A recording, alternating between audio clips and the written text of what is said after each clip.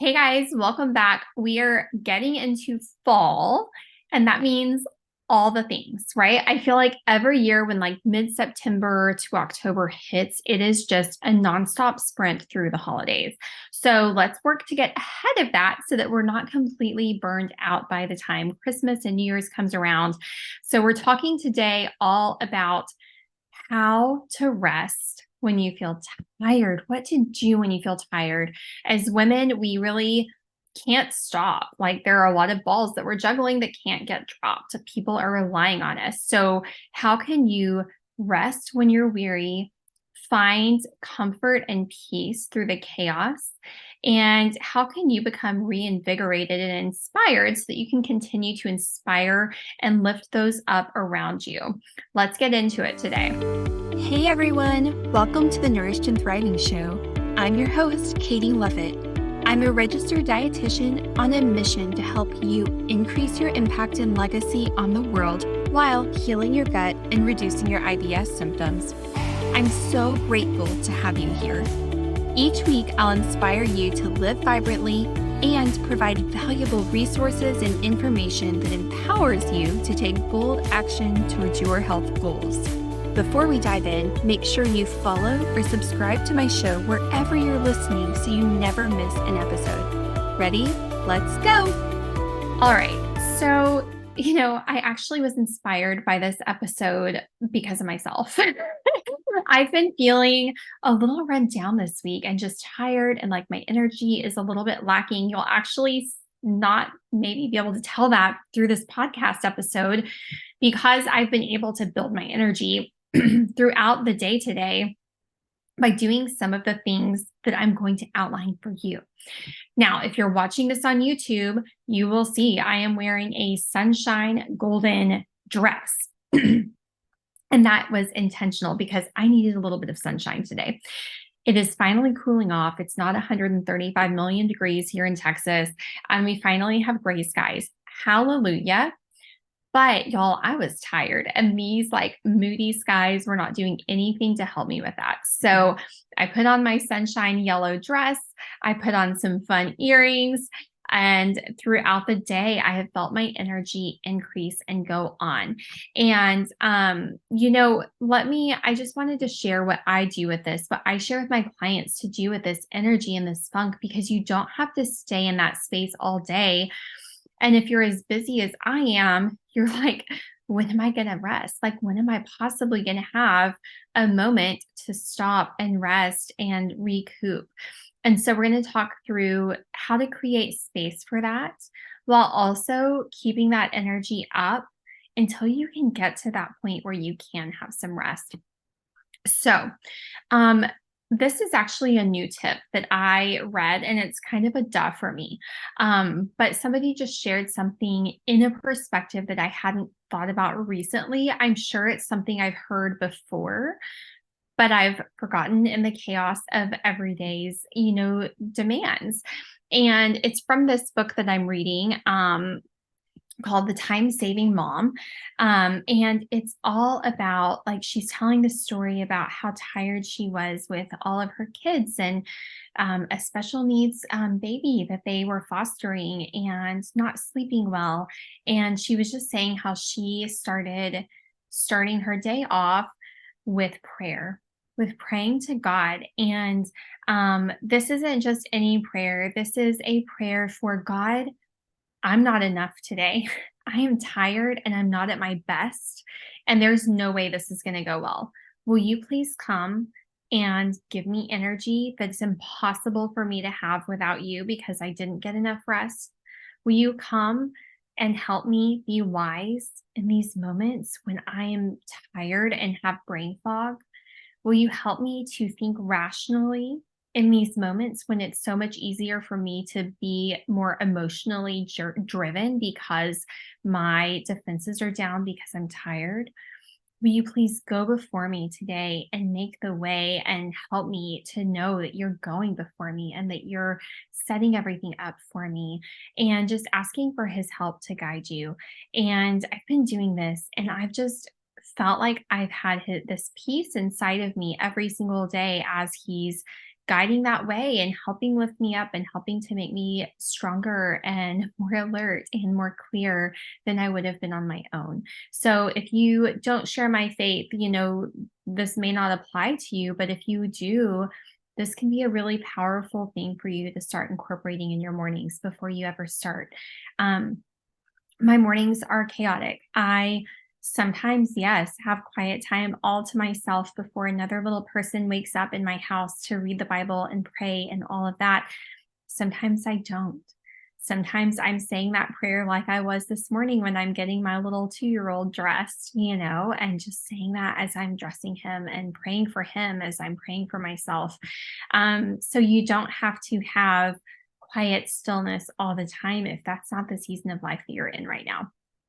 So that's the first tip. I'm going to give you 4 more. Okay. Well, actually, those are the first 2 tips. You're getting 6 tips, you guys. Hold on. The first tip was dress colorfully because it's fun and it'll lift up your mood. The second one is to start with prayer and a specific kind of prayer. The third one is I'm going to really encourage you to examine your boundaries. I did an Instagram live on this on, I don't even know what day that was. Maybe yesterday, actually. It seems like a week ago.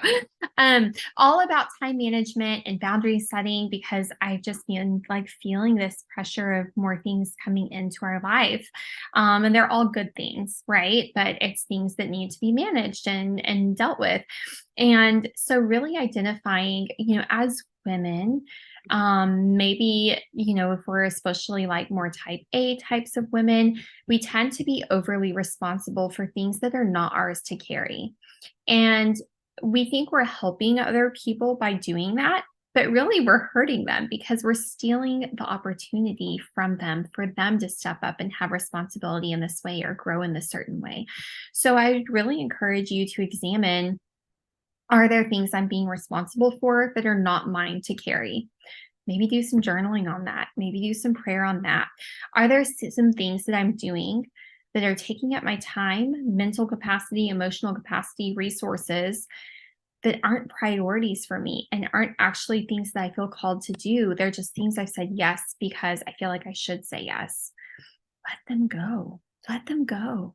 You're going to be so much more free to fully immerse yourself and show up in the things that are priorities for you and that you are feeling called and led to do. This is your permission. Let it go. Because again, if you are doing things that maybe you feel like you should do, but aren't your calling, what if somebody else is wishing they had an opportunity for that and it would be so perfect for them, but it's not available because you're over here doing it, right?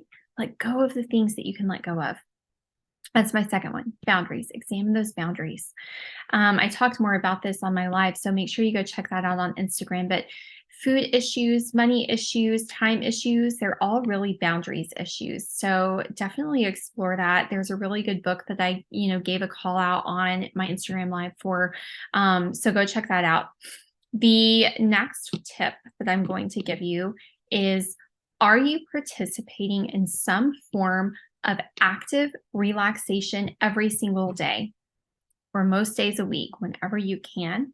Or are you either on go, go, go, care for everyone, work, cook, all the things, or vegging out in front of the TV, on your phone, on social media, like checking out? Like those are the 2 extremes I feel like a lot of people get caught up in between.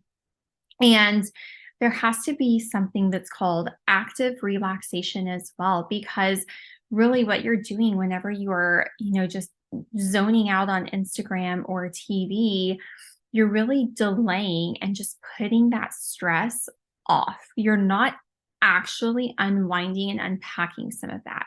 So some examples of active relaxation are going to be a yoga class, walking outside in nature, doing a meditation, getting a massage. Those are 4 really great things to do, on a regular basis. You're not going to go get a massage every single day, but that'd be pretty awesome if you were. But, doing at least one thing, even if it's for 5 minutes. Journaling is another one if that really lifts you up. Listening to some good music and just sitting and closing your eyes and being still and absorbing yourself in that moment. Something where you can really just get back in check with your body and your surroundings, and recalibrating everything, resetting everything is so, so, so important.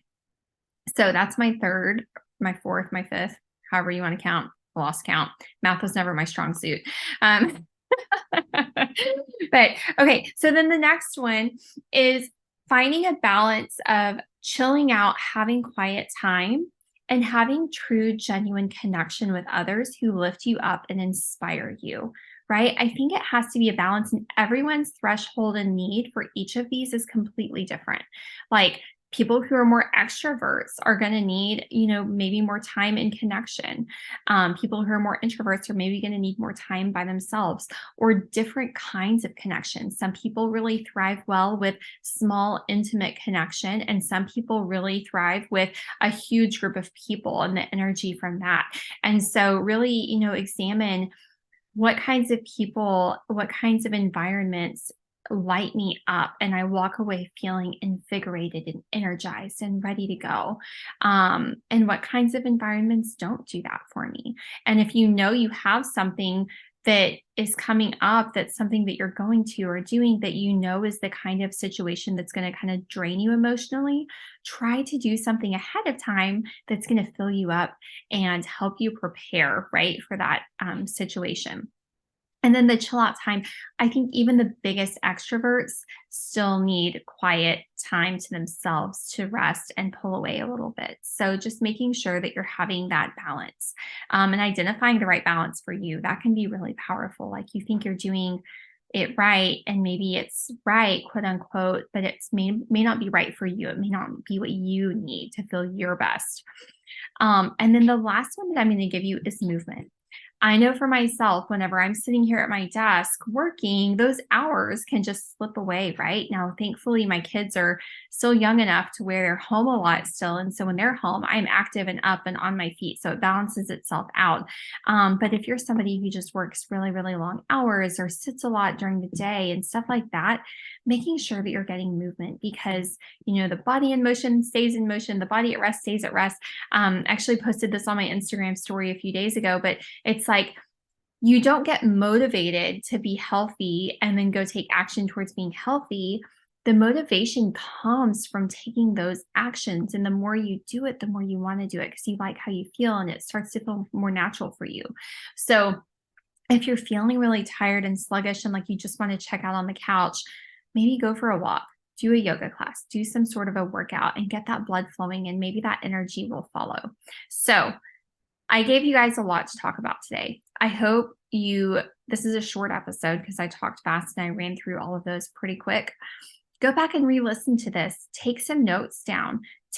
Jot down the notes of things that stand out to you the most and try one out, explore one, because if you just sit here and consume this information all day long, nothing is going to change, right? You have to take some action. So that's my homework assignment for you. Pick one of these things that I shared and take some action towards it, and be mindful going into the holiday season with these boundaries and this over responsibility. I think that's one thing that everyone needs to do. Absolutely. So that's it for today, and we will talk some more next time. Thank you so much for listening to the entire episode. I hope you are feeling inspired and empowered to take bold action towards your health goals. If you enjoy what you heard, don't forget to follow my show so you never miss a new episode. And it would mean the world to me if you left me a review so others know what to expect from my show. Last, get in touch. Let me know what bold action you're taking. Let me know how you're inspired. Follow me on Instagram at the_healthygut_dietitian. I've put a link in my show notes for you so you can simply click and follow. Come say hi. I respond to all my messages and I can't wait to get in touch.